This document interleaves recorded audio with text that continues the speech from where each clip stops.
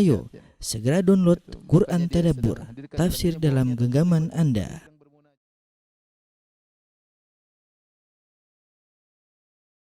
Bismillahirrahmanirrahim. Assalamualaikum warahmatullahi wabarakatuh. Alhamdulillahi ala ihsani wa syukru lahu ala taufiqihi wa amtinani. Asyhadu an la ilaha illallah wahdahu la syarika lahu ta'ziman li sya'ni wa asyhadu anna Muhammadan abduhu wa rasuluhu da'ila ridwani. Allahumma salli alaihi wa ala alihi wa ashabihi wa ikhwani. Para pemirsa Roja TV dan Radio Roja dimanapun Anda berada, kita lanjutkan bahasan kita dari tafsir surat Fatir, yang alhamdulillah kita telah sampai pada pertemuan yang kedua dari surat Fatir dan kita sampai pada ayat yang ketiga. Allah Subhanahu wa taala berfirman pada ayat yang ketiga, ya ayuhan nasu dzkuru ni'matallahi 'alaikum hal min khaliqin ghairullahi yarzuqukum minas sama'i wal ard la ilaha illa huwa fa anna tu'fakun. Allah buka dengan firman-Nya, ya ayuhan nasu dzkuru ni'matallahi 'alaikum, wahai manusia sekalian, ingatlah atas nikmat-nikmat yang Allah berikan kepada kalian.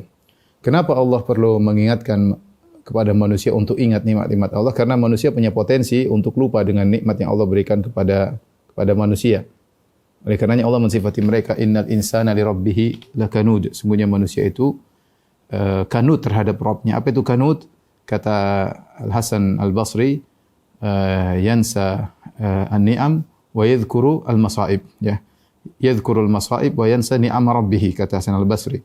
Yaitu al-kanut, berkeluh kesah, yaitu selalu ingat-ingat dengan musibah dan lupa dengan nikmat-nikmat yang Allah berikan kepadanya. Oleh karenanya manusia terkadang dia baru sakit sebulan, dia lupa selama ini bertahun-tahun dalam kenikmatan. Dia lupa sehingga dia ngeluh-ngeluh, padahal selama ini Allah berikan kenikmatan, ya.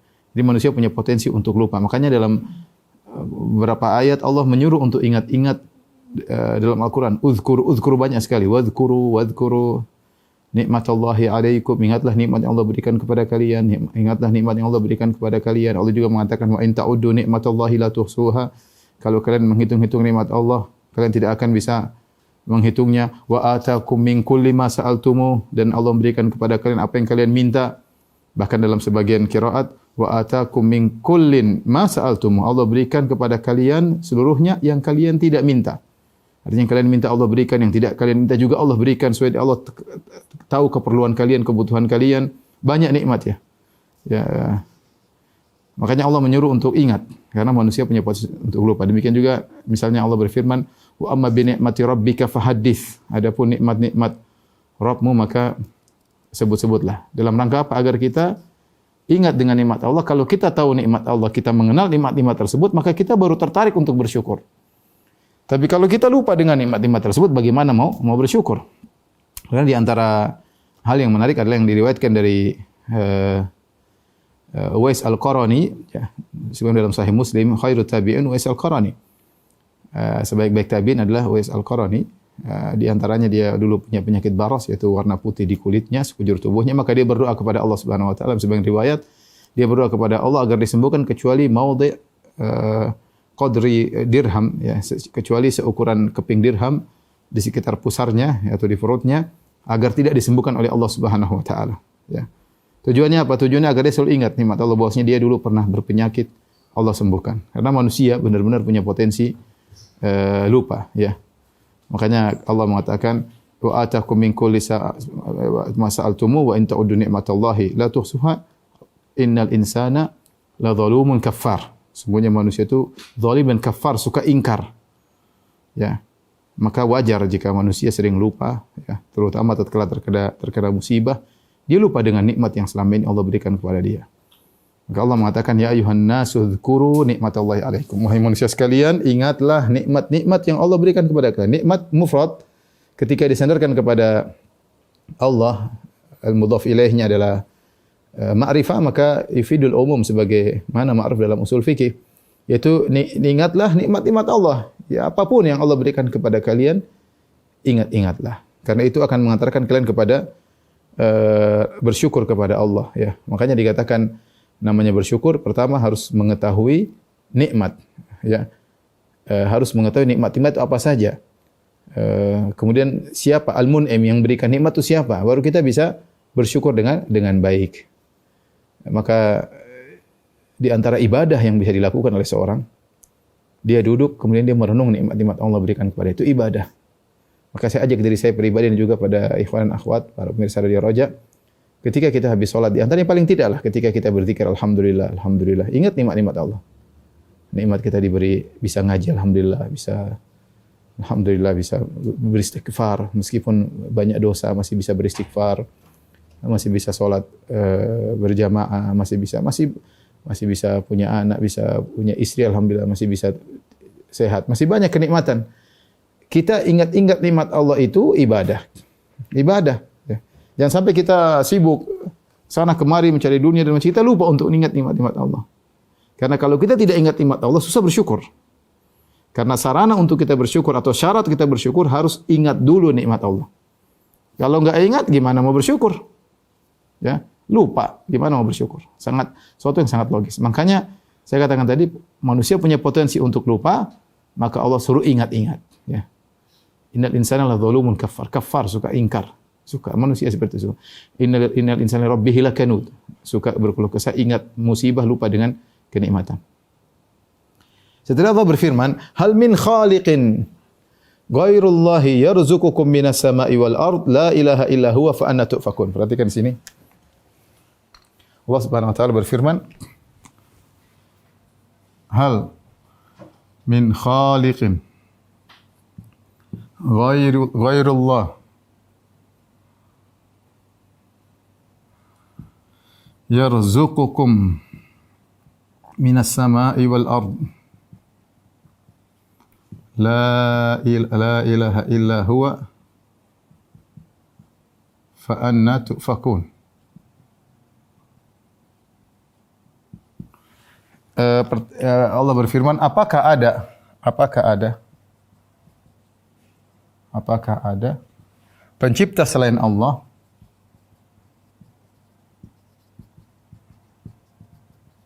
yang memberi rezeki kepada kalian dari langit dan bumi? Yang memberi rezeki kepada kalian dari langit dan bumi, dari langit dan bumi. La ilaha illa huwa, tidak ada sembahan yang berhak disembah kecuali Ia. Tidak ada sesembahan yang berhak disembah melainkan Allah. Fa anna tu'fakun, ya. Fa anna tu'fakun, dari mana kalian dari kok bisa, kalau bahasa kita ya. Kok bisa kalian, atau dari mana kalian bisa dipalingkan? Dipalingkan, yaitu dari tauhid menuju syirik. Kok bisa? Baik, kita akan berusaha menjelaskan ayat ini. Allah menggunakan ini adalah istifham. Istifham di sini maksudnya mengingkari, istifham, pertanyaan. Dan kita tahu kalau nakirah dalam konteks penafian atau konteks syarat atau konteks istifham, maka memberikan faedah keumuman. Di sini hal min khaliqin, ya, hal min khaliqin. Dia nakirah memberikan faedah keumuman. Nakirah tanwin maksudnya, ya. Ini yang belajar usul fikih tentunya. Ta'um memberikan faedah keumuman. Memberi faedah umum. Asal katanya perhatikan sini. Asal katanya begini, hal khaliqun, asalnya begini, ghairullah, asalnya begini, khaliqun. Jadi kenapa khaliqun? Karena ini mubtada, al-mubtada, dan kita tahu mubtada marfu, ini adalah sifat. Makanya datang dalam dua qiraat, ada hal khaliqun, ada yang mansub tapi diperselisihkan, tapi datang dalam dua qiraat yang mutawatirah, hal khaliqun, hal min khaliqin, ada ghairullah, ada ghairillah, ada ghairillah. Ghairullah, ada ghairillah. Taib. Asalnya hal khaliqun ghairullah, asalnya demikian. Sudah cukup, tetapi Allah tambah min di sini. pasang min di sini. Hal min. Min di sini tujuannya adalah untuk takkid, penekanan. Penekanan. Yaitu apakah ada satu pencipta pun selain Allah? Jadi umum, pencipta manapun, model apapun, satu saja. Hal min khaliqin, benar-benar penekanan. Hal min khaliqin. Ghairullah, makanya di sini marfu.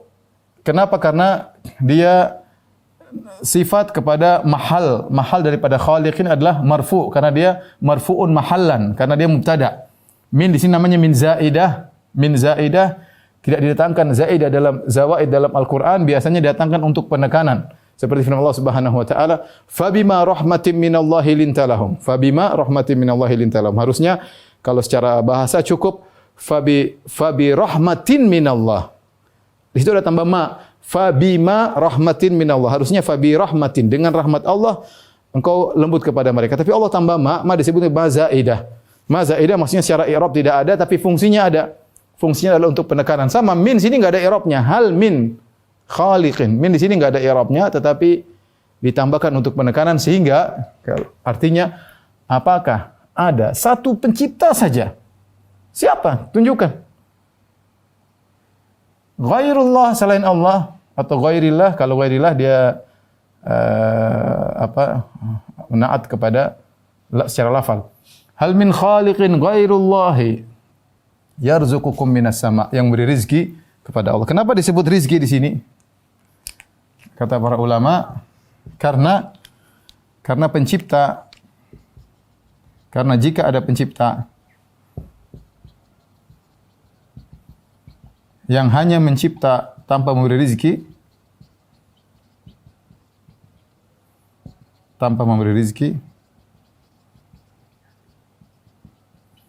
maka itu pencipta yang tidak sempurna. Maka pencipta tersebut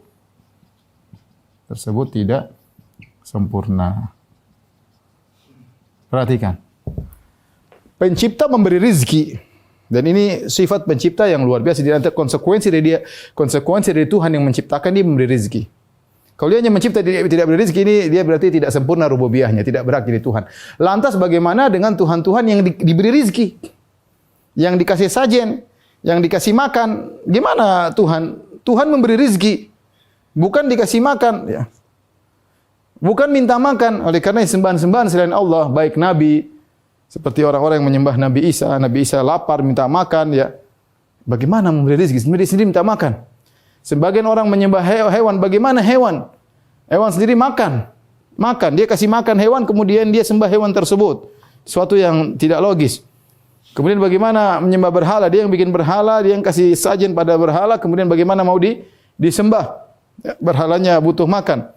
Makanya Ibrahim ketika mencurkan berhala, kata Ibrahim, "Ala ta'kulun?" Kalian tidak makan, ini banyak sajian depan kalian tidak dimakan. Maka di antara Tuhan yang sempurna adalah dia tidak hanya sekedar mencipta, tapi dia juga memberi rezeki. Yarzuqukum minas sama'i wal ard, dari langit dan di bumi. Allah sebutkan langit dan bumi, yaitu sumber rezeki variasi, sumber rezeki, ya, bervariasi. Tapi semuanya kembali kepada langit dan bumi. Langit, bumi. Allah sebutkan langit. Orang, kenyataannya orang kalau hujan, mereka kayaknya terima ini dari Allah sudah. Saya ingat ya, orang kalau bicara rezeki dari langit, ya, kayaknya kalau kita bilang hujan dan yang lainnya, manusia pasrah. Manusia benar-benar sadar bahwa hujan dari Allah. Tapi Allah sebutkan bumi secara spesifik. Kenapa? Karena manusia sering lupa juga. Manusia sering lupa kalau rezeki di bumi juga dari Allah.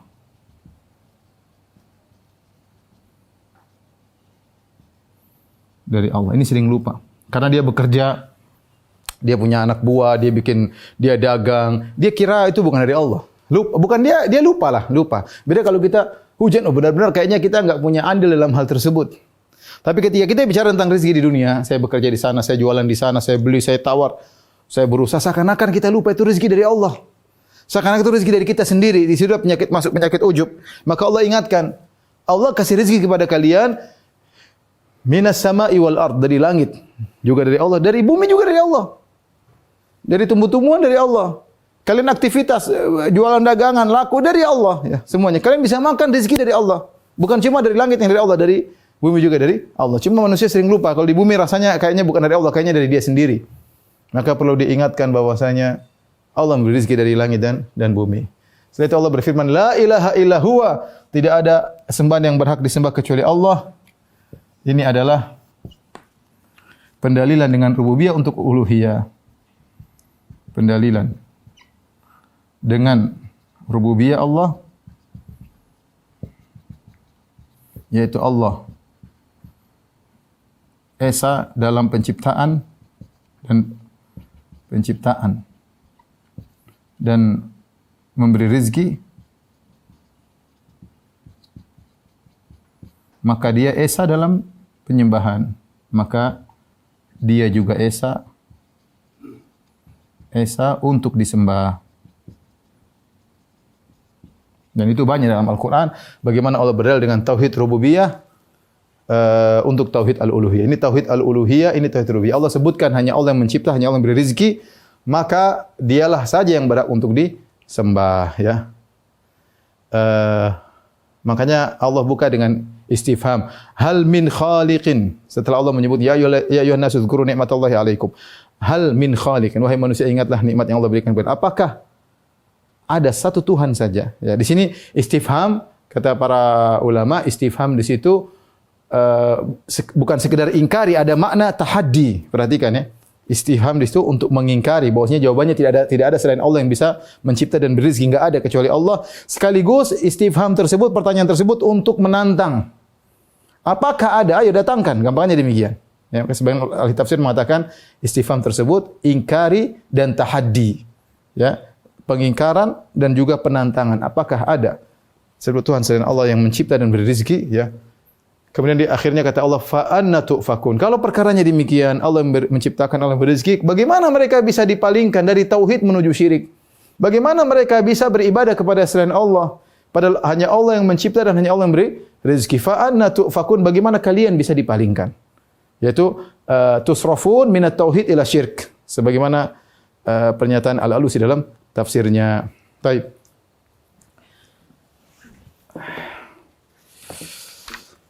Ikhwan, saya lupa tadi mengenai masalah mengingat nikmat Allah, maka bisa kita lakukan dengan hati, bisa kita mengingat Allah dengan lisan, bisa kita mengingat Allah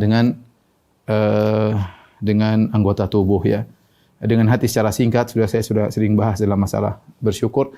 Dengan hati di antaranya yaitu seorang mengakui seluruh nikmat datang dari Allah Subhanahu wa taala. Seluruh nikmat semua dari Allah, jangan dia ujub. Ya, jangan dia merasa karena dia pintar, karena dia hebat maka dia dapat nikmat. Di antaranya kita mengingat nikmat dengan hati, mengakui seluruh nikmat dari Allah ya. Wa ma bikum min nikmatin minallah.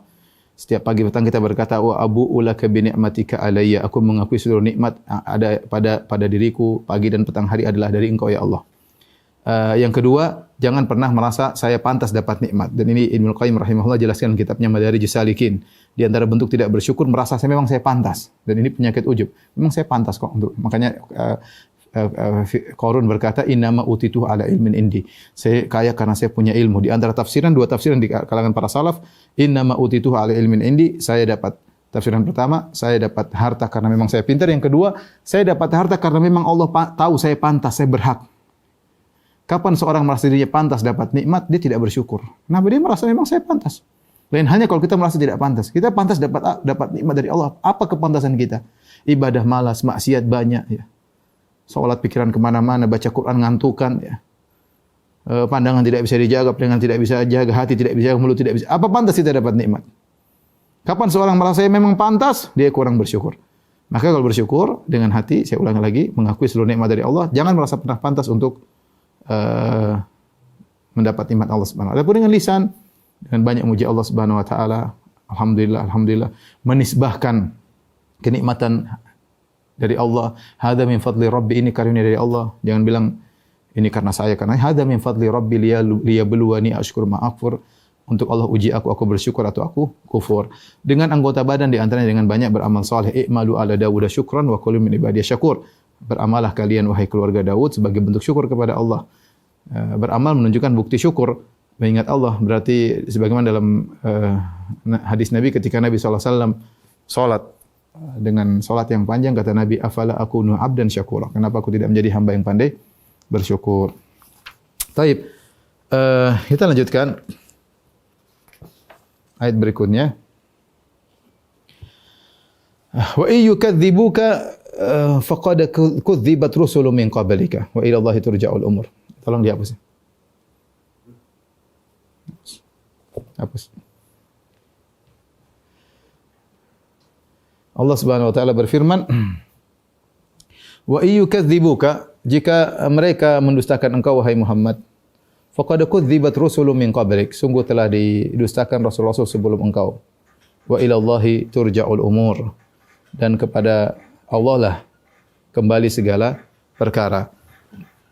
Ayat ini adalah ayat tasliyah, yaitu pelipur lara kalau bahasa kita, hiburan bagi Nabi sallallahu alaihi wasallam ketika Nabi didustakan oleh orang-orang Quraisy, oleh penduduk kota Mekah. Sudah kita katakan surat Fatir, surat Makkiyah ya.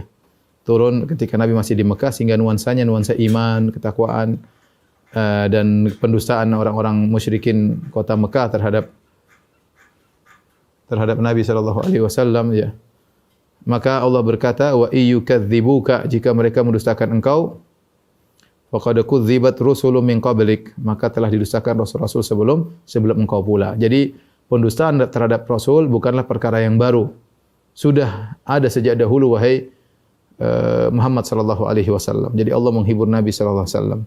Karena kita tahu kalau kita lihat orang dapat musibah seperti kita, atau kita baca cerita orang-orang dapat musibah terdahulu sebelum kita, maka kita akan merasa lebih ringan. Dan demikianlah di dunia, seorang kalau dapat musibah dan dia melihat ada yang dapat musibah selain dia, maka terasa lebih ringan. Berbeda dengan di akhirat. Kalau di akhirat penghuni neraka melihat banyak penghuni neraka selain dia, bukannya dia semakin ringan tapi semakin berat ya.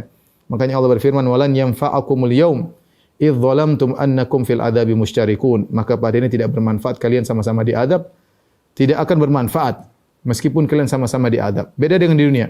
Di dunia kalau sama-sama dapat penderitaan, maka akan terasa ringan, Sama-sama kita lagi sama-sama menderita ya. Makanya saya teman cerita ketika banyak di suatu negara, teman-teman banyak yang ditangkepin, dipenjarain, maka sebagian divonis misalnya 5 tahun, maka dia pun gelisah. Ketika dia gelisah dibawa kepada orang yang divonis 20 tahun misalnya. Sehingga dia lebih, kamu 5 tahun, saya 20 tahun, akhirnya dia lebih tenang. Nanti kalau divonis 20 tahun gelisah dibawa kepada yang dihukum sampai seumur hidup, lebih tenang. Artinya apa? Di dunia demikian, kalau kita melihat ada yang mendapat penderitaan seperti kita atau lebih parah, maka itu meringankan beban kita. Makanya Allah Subhanahu wa taala menyebut kepada Nabi, wa iyyukadzibuk, kalau mereka mendustakan engkau, faqad kudzibat rusulun min qablik. Sungguh para rasul sebelum engkau juga telah didustakan. Lihatlah bagaimana Nuh alaihissalam berdakwah 950 tahun, didustakan oleh kaumnya. Wa ma amana ma'hu illa qalil, tidak beriman kepada cuma sedikit, bahkan pendapat paling banyak cuma 80 orang. Sudah berapa dia berapa lama dia berdakwah? 950 tahun. Falabitha fihim alfasanatin ila 50 aman. Sebenarnya dalam surat Al-Ankabut. Nabi Nuh alaihissalam berdakwah 950 tahun. Yang beriman cuma 80 tahun, 80 orang. Kalau kita bagi-bagi, gampangannya setiap 11 tahun baru satu orang dapat hidayah. Bayangkan, nongkrong 11 tahun satu orang dapat hidayah. 11 tahun lagi satu orang dapat hidayah. 11 tahun lagi kalau kita bagi rata. Ya. Dan dia didustakan. Ya, Nabi SAW di Mekah cuma 13 tahun, Nuh 950 tahun. Ya. Belum nabi-nabi yang lain sebagaimana dalam hadis, ra'aitun nabiyya ma'ahu rahtu. Ada nabi yang pengikutnya cuma ar-rahat, yaitu 3 sampai 9 orang. Wa nabiyya ma'ahu rajulu wa rajulani. Ada nabi yang pengikutnya cuma 1 orang, ada nabi pengikutnya cuma 2 orang. Wa nabiyya wa laysa ma'ahu ahad, dan ada nabi tidak ada pengikutnya, artinya semua pengikutnya mendustakan dia. Lihat Nabi Ibrahim alaihissalam. Ibrahim alaihissalam sendirian ketika di negerinya. Raja Namrud dan rakyatnya semua memusuhi Nabi Ibrahim, bahkan ayahnya. Jadi Allah menceritakan kisah-kisah tentang orang-orang terdahulu, para nabi yang didustakan, agar memberi hiburan kepada Nabi. Artinya Nabi didustakan bukan berarti karena dia rendah, bukan karena dia tidak pandai menyampaikan. Tidak, Nabi afsahun nas. Rasulullah SAW orang yang paling fasih. Ansahun nas, orang yang paling ingin terbaik bagi umatnya. Harisun syadidun alaikum.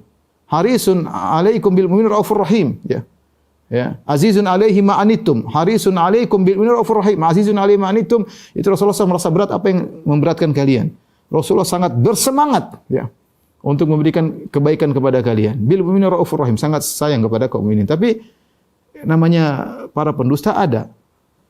Sehingga Nabi dihibur oleh Allah Subhanahu wa taala dengan mengatakan, wahai Rasulullah, sebelum engkau juga banyak para rasul yang didustakan. Di sini kata para ulama, faqad kudzibat rusulun. Rusulun datang dalam jamak dan dia tankir, yaitu sama tanwin.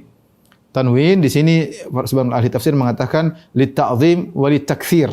Ya, karena datang dalam jamak, yaitu menunjukkan rasul-rasul yang didustakan oleh kaumnya adalah orang-orang hebat. Rusulun, maka datang dalam bentuk nakirah ya. Karena kita tahu nakirah terkadang fungsinya adalah untuk lit ta'zim.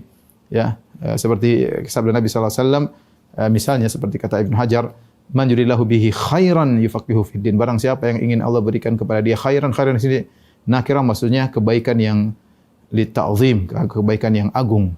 Siapa yang ingin Allah berikan kepada dia kebaikan yang agung, maka Allah buat dia paham tentang agama.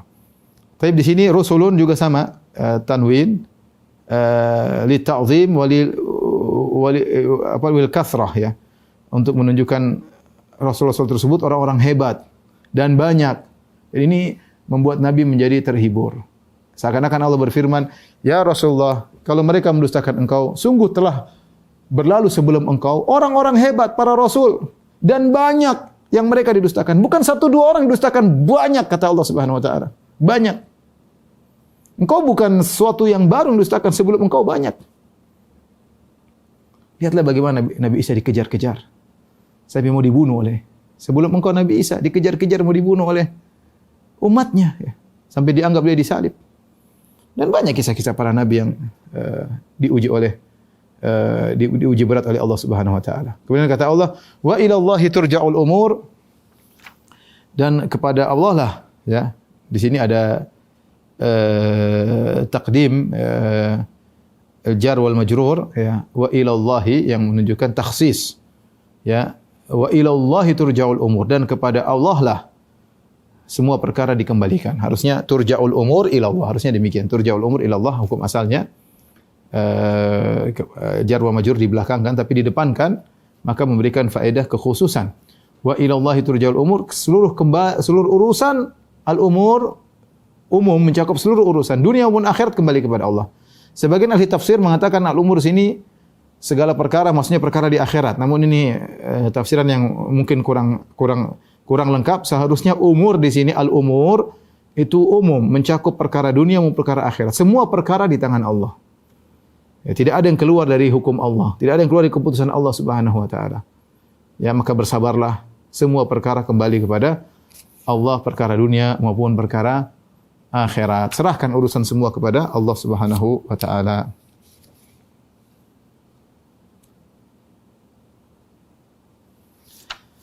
Taib, kita lanjutkan ayat berikutnya. Ayat kelima. Ya ayuhan nasu inna wa'adallahi haqq. Wahai manusia sekalian, ya. Sungguhnya janji Allah adalah benar. Fala taghurrannakumul hayatud dunya. Janganlah kalian sekali-sekali terpedaya oleh kehidupan dunia. Wala yaghurrannakum billahil gharur, dan jangan kalian terpedaya ya. Jangan sampai setan perdayakan kalian tentang Allah Subhanahu wa taala ya. Perhatikan di sini Allah mengingatkan inna wa'dallahi haq, sungguhnya janji Allah itu adalah hak, pasti. Tentang adanya alam barzakh itu pasti. Allah berjanji ada namanya azab kubur, ada namanya nikmat kubur. Ya. Dan Allah berjanji ada namanya hari kebangkitan, itu hak. Allah berjanji akan ada namanya hisab, dan itu hak. Allah berjanji akan namanya mizan, itu hak. Allah berjanji akan adanya sirat, itu hak. Allah berjanji ada al-jannah wan nar dan itu hak. Ingatlah tentang janji Allah tentang akhirat. Fala taghurrannakumul hayatud dunya. Jangan sekali-sekali kalian diperdaya oleh kehidupan dunia. Wala yaghurrannakum billahil gharur. Dan jangan kalian terpedaya ya oleh al-gharur yaitu syaitan ya. Tapi perhatikan ayat ini. Kata Allah, "Fala taghurrannakumul hayatud dunya." Wala yaghurrannakum billahil gharur. Baik. Kata Allah Subhanahu wa taala, ingat janji Allah pasti benar, hari kebangkitan, hari kiamat. Fala taghurrannakumul hayatud dunya. Jangan sekali-sekali kalian terpedaya oleh kehidupan dunia. Jangan sekali-sekali kalian terpedaya oleh kehidupan dunia,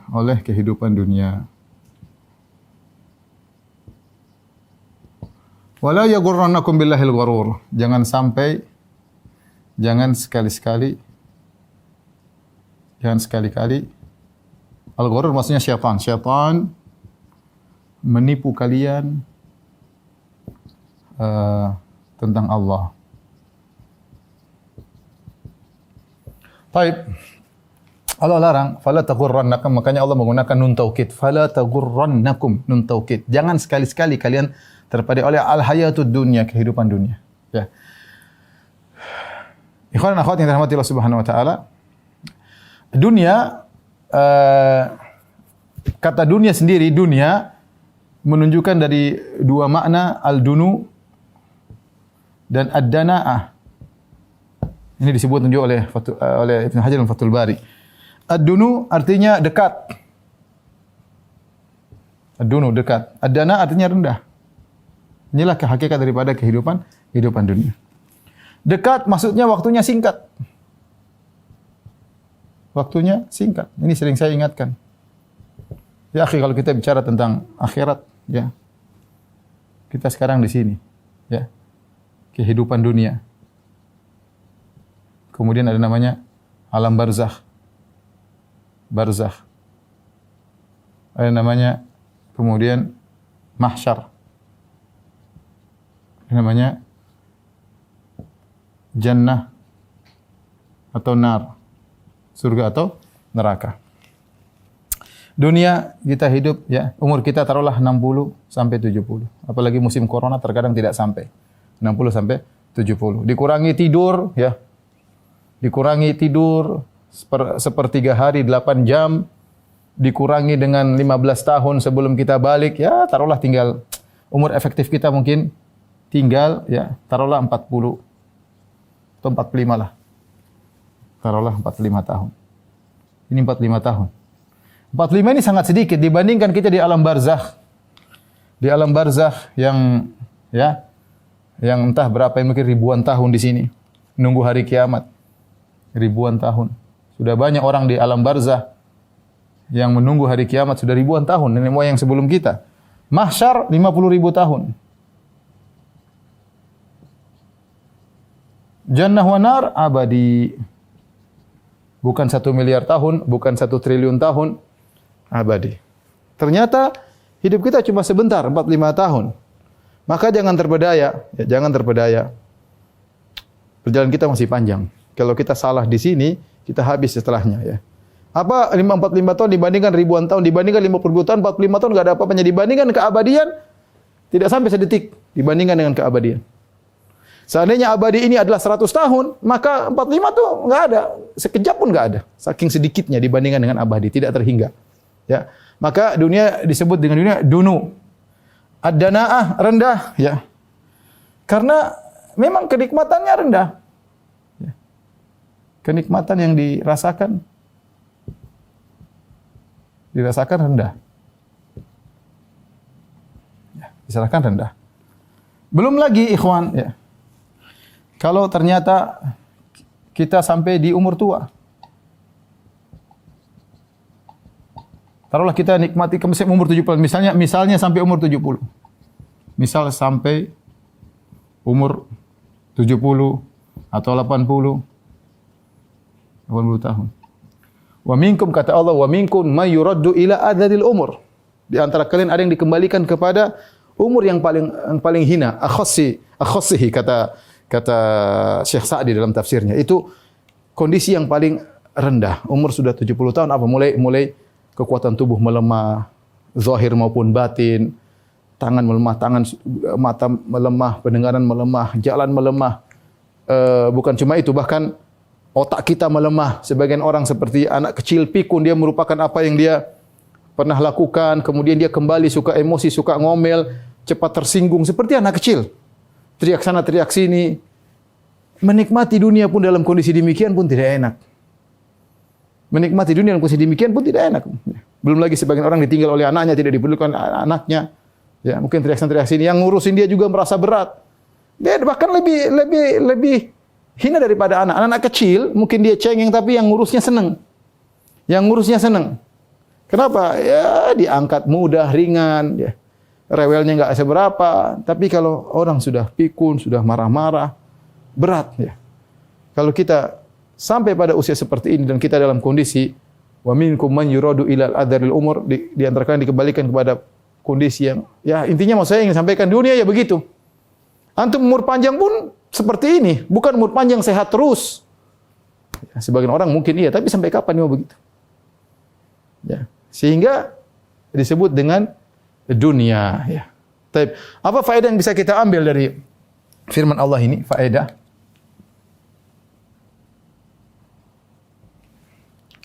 Pertama, Allah bilang jangan terpedaya dengan dunia. Jangan terpedaya dunia. Berarti sering ingat akhirat supaya tidak terpedaya. Sering ingat akhirat. Kemudian yang kedua, tidak mengapa menikmati dunia jika tidak terpedaya.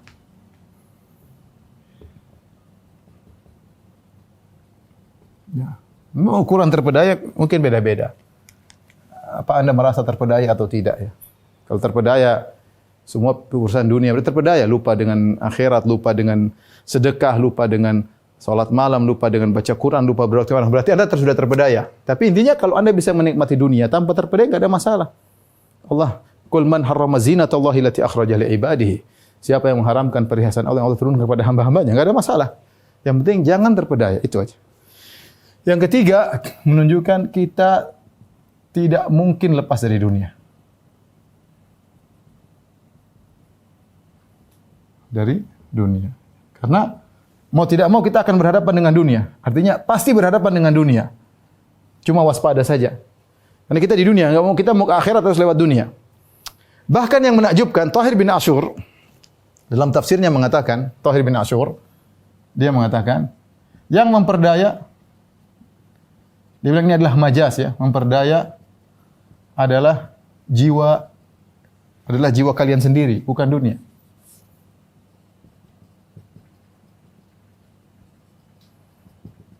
Dan bukan dunia. Dunia hanyalah objek. Yang membuat kalian terpedaya terhadap dunia adalah jiwa kalian sendiri. Ya, makanya seperti Nabi Yakub mengatakan, bal sawwalat lakum anfusukum amra. Tapi jiwa kalian yang buat kalian menggampangkan melakukan kemaksiatan. Jadi sebenarnya bukan dunia, tapi jiwa kita, ya, yang membuat kita tenggelam dalam dunia. Makanya Ibn Rajab Al-Hambali dalam kitabnya Jamilul Ahkam mengatakan dunia tidak dicela secara zatnya dan tidak dipuji secara zatnya. Karena dunia kalau digunakan sebagaimana mestinya akan mengangkat seorang derajat tinggi di surga. Makanya dalam Al-Quran banyak sekali Allah mengatakan wa anfiqu berinfak banyak. Kalau mau infak enggak punya duit gimana? Berarti harus punya dunia dong. Iya, harus punya dunia. Untuk berinfak, mau naik ke haji harus punya dunia, mau bayar zakat harus punya dunia. Allah suruh dalam Al-Quran beri makan kepada fakir miskin, kepada anak yatim, kepada ibnu sabil, kepada karib kerabat, butuh dunia. Kalau nanti enggak punya dunia, Anda enggak bisa mengerjakan itu semua. Sulit. Mau jihad, ya. Bi amwalikum wa anfusikum, dalam Al-Qur'an banyak sekali. Berjihadlah dengan harta dan jiwa kalian. Kalau enggak punya harta gimana mau berjihad? Harus punya dunia. Makanya ketika dalam perang Tabuk bagaimana Utsman bin Affan mendatangkan sumbangan yang sangat banyak. Dia punya dunia dan dia dipuji gara-gara itu. Ma dharra Utsman ba'dal yaum. Kata Nabi, setelah ini tidak ada masalah bagi Utsman. Apapun yang terjadi dimaafkan. Kenapa? Karena dia menyumbang sangat luar biasa pada hari tersebut di perang Tabuk. Maksud saya, pernyataan Ibnu Asyur ini ada sisi benarnya. Dia mengatakan sebenarnya bukan dunia ya, tapi Allah nisbahkan kepada dunia karena banyak orang terpedaya dengan dunia. Yang memperdaya mereka dengan dunia adalah jiwa mereka sendiri. Hawa nafsu mereka membuat mereka terpedaya dengan dunia. Kenapa? Buktinya ada orang-orang yang selamat dengan dunia. Ada orang-orang kaya selamat dengan tipuan dunia. Kekayaan tidak membuat mereka terpedaya, kekayaan membuat mereka semakin dekat kepada Allah Subhanahu wa taala. Jadi dunia, kata Ibnu Rajab Al-Hambali, tidak dicela secara zatnya. Kalau ada riwayat hadis-hadis yang mendatangkan tentang tercelanya dunia adalah sikap manusia terhadap dunia tersebut. Lihatlah bagaimana Nabi Sulaiman, bagaimana Nabi Muhammad SAW bersikap dengan dunia, dapat ghanimah banyak dibagi-bagikan. Jadilah dunia membuat seorang dekat dengan Allah Subhanahu wa taala. Itu penjelasan yang hebat dari Ibnu Rajab Al-Hambali rahimahullahu taala, bahwasanya dunia tidak dicela secara zatnya dan tidak dipuji secara zatnya, tetapi kepada sang pemakai dunia tersebut, kepada pengelola dunia tersebut. Makanya benar Syekh Utsaimin mengatakan ini dalil bahwasanya seorang tidak mungkin lepas dari dunia. Tetapi yang harus dia lakukan ketika berhadapan dengan dunia, jangan terpedaya. Fala taghurrannakumul hayatud dunya. Jangan terpedaya karena kenikmatan dunia. Dunia cuma dekat sebentar dan rendah danaah, rendah kenikmatan yang terbatas, penuh dengan kekurangan. Kita nikmati apa saja pasti ada kekurangannya. Mau nikmati rumah ada kekurangannya, mau nikmati kendaraan ada kekurangannya, menikmati makan ada kekurangannya, menikmati istri ada kekurangannya, suami ada kekurangannya, anak-anak kekurangan. Enggak ada yang sempurna kecuali di akhirat. Itu pun kalau kita sampai hidup lama di dunia, belum tentu kita hidup dengan nyaman. Dalam kondisi tua setengah mati menghadapi kehidupan dengan berat, bisa jadi ditinggal oleh orang-orang yang kita cintai dalam kesendirian, dan banyak orang-orang di masa tuanya menjalani kehidupan dengan sangat berat. Taib. Kemudian kata Allah Subhanahu wa taala, "Wala yaghurrannakum billahil gharur." Dan janganlah kalian terpedaya sekali-sekali dengan syaitan. Al-gharur ini fathah. Al-gharur maksudnya sang penipunya. Sang penipu. Kalau al-ghurur dengan dhamma baru namanya tipuan. Ya, syaitan penipu, dan banyak salaf yang menafsirkan al-gharur di sini adalah sang penipu. Al-gharur sighah mubalaghah, yaitu benar-benar penipu ulung. Al-gharur, dia benar-benar penipu ulung. Ya. Makanya datang dalam faul. Al-gharur benar-benar penipu penipu ulung ya. Makanya Allah berfirman, "Fadallahuma bighurur." Dalam surat Al-A'raf, syaitan menggoda Adam dan Hawa bighurur, dengan tipuan. Dengan sumpah, dengan macam-macam, akhirnya Adam dan Hawa terpedaya dengan tipuan syaitan. Kenapa dikatakan wala yughurrannakum billahil gharur? Jangan sampai syaitan menipu kalian tentang Allah. Apa maksudnya tentang Allah di sini? Banyak tafsiran, di antaranya jangan dengar bisikan syaitan.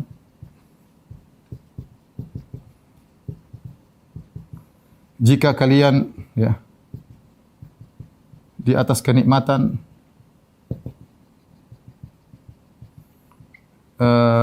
padahal kalian maksiat, suka maksiat, berarti Allah ridho dengan kalian. Dengan kalian.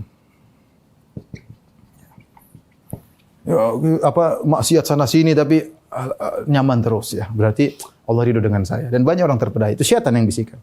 Allah tidak ridho dengan maksiat yang kita lakukan.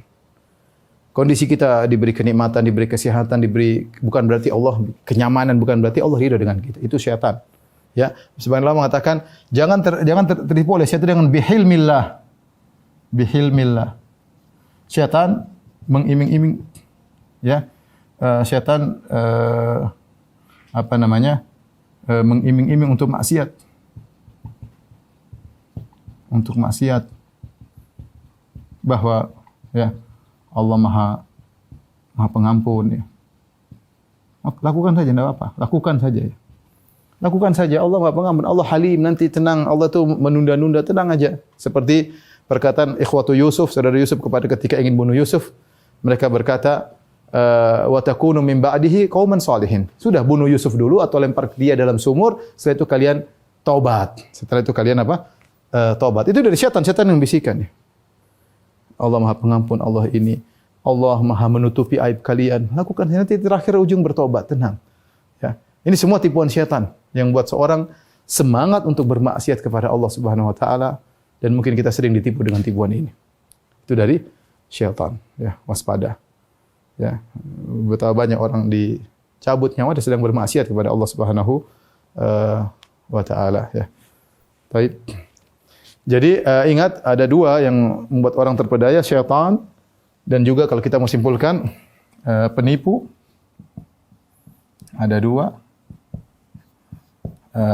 Kalau kita bilang dunia atau dikembalikan kepada hawa nafsu, maka ini faktor internal. Kemudian syaitan, ini faktor eksternal. Ya, faktor eksternal. Hati-hati, dua-duanya bisa menipu kita. Allah musta'an.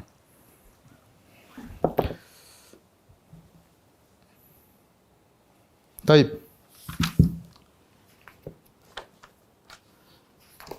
Kita lanjutkan. Allah Subhanahu wa taala berfirman setelah itu, ya. Inna syaitana lakum aduwwun fattakhidhuhu aduwan. Sungguhnya syaitan adalah musuh bagi kalian. Fattakhidhuhu aduwan. Maka jadikanlah dia musuh bagi kalian. Innama yad'u hizbahu liyakunu min ashabis sa'ir. Sungguhnya dia menyeru, mengajak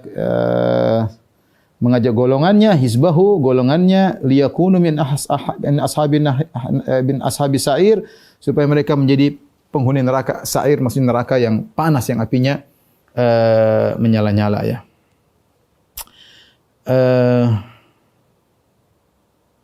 Setelah Allah mengatakan tadi, ya, fala wala yaghurrannakum billahil gharur, jangan sampai kalian terpedaya oleh al-gharur, yaitu syaitan yang suka menipu.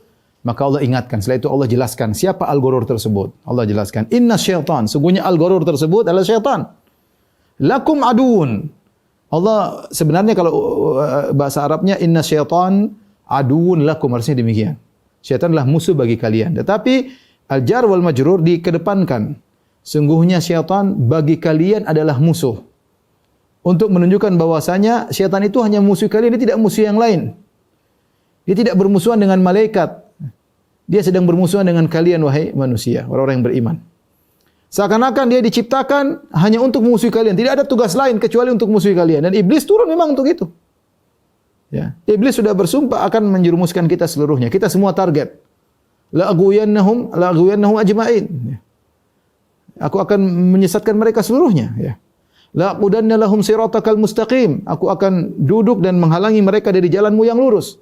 Tsumma la'atiyannahum min baini aydihim wa min khalfihim wa an aymanihim wa an syama'ilihim wa la tajidu aktsarahum syakirin. Aku akan goda mereka dari depan, dari belakang, dari kanan, dari kiri, dan kau akan dapati, ya Allah, kebanyakan mereka tidak bersyukur. Kata Nabi SAW, inna syaitana yaq'udu li ibni Adam bi atruqih. Sungguh syaitan nongkrong di setiap jalan dilalui oleh anak Adam. Dia mau ke masjid, ditongkrongnya syaitan digoda. Dia ingin bersedekah, ditongkrongnya syaitan digoda. Dia ingin seluruh kejalan kebaikan ditongkrongnya oleh syaitan. Ya, dia ingin sedekah dihalang-halangi supaya pelit. Ya, demikian, ya. Dia ingin silaturahmi dihalang-halangi supaya marah sama kerabatnya. Syaitan nongkrong di setiap jalan. Dan dia tidak ada tugas, dia tidak ada kerjaan kecuali menggoda kita. Enggak ada kerjaan lain.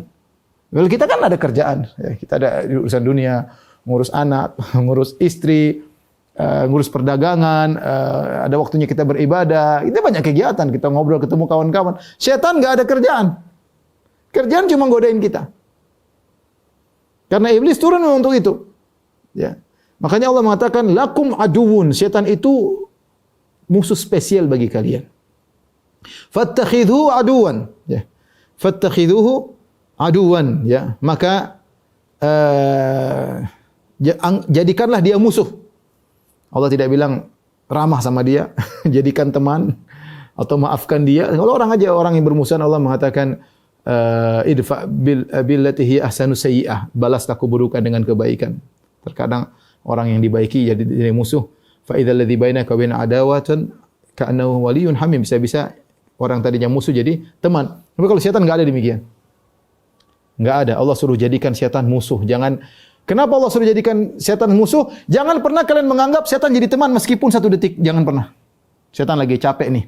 Setan lagi insaf. Enggak ada setan insaf, enggak ada. Ya. Dia itu tabiatnya seperti itu, ingin menjerumuskan kita dalam kemaksiatan. Tabiat Allah ciptakan seperti itu, musuh bagi kita. Ibarat kucing sama tikus misalnya, atau ibarat anjing sama kucing ya. Sudah begitu tabiatnya, kalau ketemu pasti musuhan. Kucing sama tikus ya apa? Kata orang ya, saya nggak tahu juga. Tapi intinya ada hewan yang kalau ketemu pasti musuhan. Tabiatnya seperti itu. Jangan dianggap sekali-sekali baik. Enggak, setan enggak pernah baik. Kalau dia lagi baik itu bukan setan. Enggak ada setan insaf. Setan enggak ada. Dia memang tugasnya ingin menjerumuskan kita. Kita semua target. Saya, antum semuanya. Ya. Dan setan punya pasukan yang ahli-ahli menggoda ini dengan ada caranya menggoda itu, ada cara. Dia tahu titik-titik lemah kita semuanya. Nah, karena dia punya pengalaman, dia sudah ngikutin kita, dia adalah musuh yang tidak terlihat. Ya, dia mungkin punya catatan apa namanya kalau kita bilang sejarah hidup kita tercatat di media sosial. Di media sosial setan juga punya catatan tentang si fulan gimana cara menggodanya. Fattakhidhu aduwa, maka kata Allah jadikanlah setan innama yad'u hizbahu liyakunu min ashabis sa'ir, sungguhnya dia menyeru golongannya untuk menjadi penghuni neraka jahanam ya. Baik, para pemirsa Radio Raja dan Raja TV dimanapun Anda berada, Allah mengatakan, fattakhidhu aduwa, jadikanlah syaitan sebagai musuh. Innama yad'u hizbahu liyakunu min ashabis sa'ir. Sungguhnya dia menyeru golongannya untuk menjadi penghuni neraka as-sa'ir, yaitu neraka yang sangat panas. Sa'ir maksudnya api yang menyala yang sangat panas. Di antara nama-nama neraka adalah as-sa'ir. Neraka namanya banyak, di antaranya adalah as-sa'ir yang menunjukkan api yang panas yang menyala-nyala. Ini menunjukkan tujuan setan cuma satu ya. Liyakunu, li di situ ada dua pendapat. Ada yang mengatakan li adalah lamu ta'lil. Ada yang mengatakan setan memang tugasnya menyuruh untuk mengajak orang ke neraka jahanam. Ada yang mengatakan li di situ lam asayrurah, maksudnya setan mengajak golongannya sehingga akibatnya mereka masuk neraka jahanam. Dua makna tidak bertentangan, dua-duanya benar. Dan ini adalah tujuan utama syaitan, adalah untuk mengajak manusia golongannya menemani dia di neraka jahanam. Ini menakjubkan bagaimana tentang busuknya atau jahatnya syaitan ya. Dia tahu dia di atas kesesatan dan dia tahu dia bakalan masuk neraka. Dan dia tegar ya, mengajak orang-orang untuk ke neraka jahanam, seakan-akan dia merasa terhibur kalau pengikutnya banyak di neraka jahanam. Berbeda dengan banyak orang kafir. Orang kafir banyak tidak ngerti kalau dia di atas kesalahan. Tapi kalau setan dia tahu dia bakalan masuk neraka. Namun dia bersikeras, dan demikianlah watak setan, tabiatnya seperti itu. Maka dia mengajak manusia, ya, mengajak orang-orang untuk bisa menemaninya di neraka jahanam. Wallahu a'lam bishawab. Mungkin sampai di sini saja kajian kita. Kepada para pemirsa Raja TV, Radio Raja di mana Anda berada, kurang lebih saya mohon maaf. Insyaallah kita lanjutkan pekan depan. Wabillahi taufiq wal hidayah. Assalamualaikum warahmatullahi wabarakatuh.